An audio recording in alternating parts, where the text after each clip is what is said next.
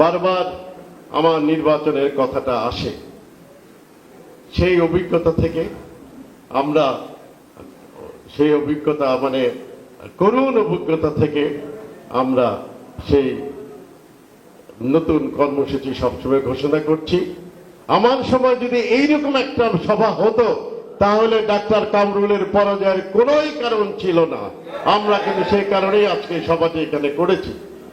যদি ঘাটালের মাঠে আমরা আওয়ামী লীগের নেতৃত্বে আমরা যদি মিছিল করতে পারতাম, আমাদের নেতা কর্মীরা যদি সবাই ঘর থেকে বেরিয়ে আসতে পারতো, তাইলে এই অপশক্তি কি ঘাটালে দাঁড়াতে পারতো না। কিন্তু এর দায় দায়িত্ব কাকে নিতে হবে? আমরা শুনি আমি লোকমান ঘুরলে বলে 2 ঘন্টা খাড়ায় থাকবার পারবো না, 8 ঘন্টা 3 মাস কোথায় ছিল তুমি সভাপতি? আর কিন্তু তোমাকে ছাড় দেওয়া হবে না। আজকে উপজেলা নির্বাচন আওয়ামী লীগ বর্জন করেছে।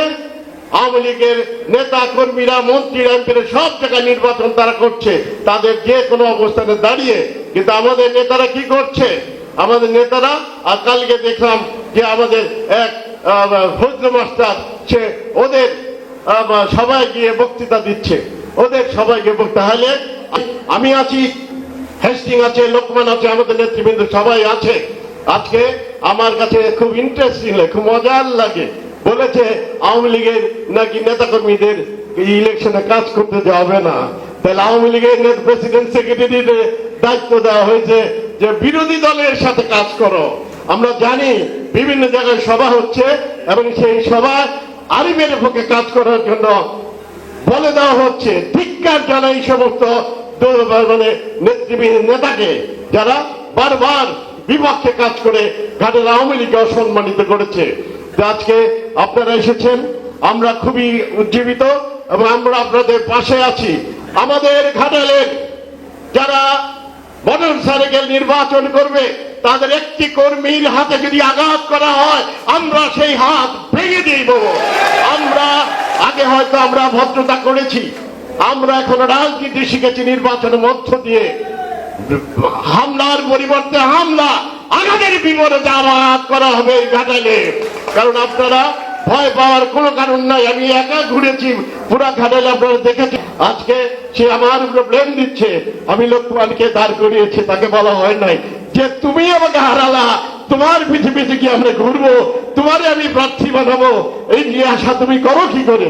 তারপরেও আমি আমার মর্যাদা হানি করে আমি লোকমানকে নিয়ে রহিমকে নিয়ে তার বাসায় গিয়ে 1 ঘন্টা 2 কথা বলেছি, যে তার কোনো কথাই শুনে নাই। সে আমাদের কথা দিয়েছিল যে আমি বিরোধিতা করবো না কিন্তু কাজ করবো না। লোকমান যদি আওয়ামী লীগের লোক হয় কেন তুমি কাজ করবো না? জবাব তোমাকে একদিন অবশ্যই দিতে হবে।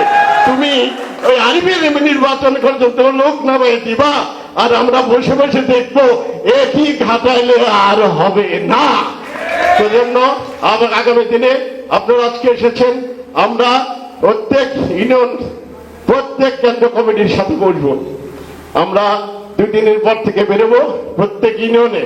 আপনারা সমস্ত কেন্দ্রীয় কমিটি এক জায়গায় সামনে এর জবাব দেওয়ার সুযোগ এসছে। আমাদের মূল লক্ষ্য হলো আমরা ঘাটালকে ভালো দেখতে চাই, ঘাটালকে সুন্দর দেখতে চাই, শান্তিপূর্ণ ঘাটাল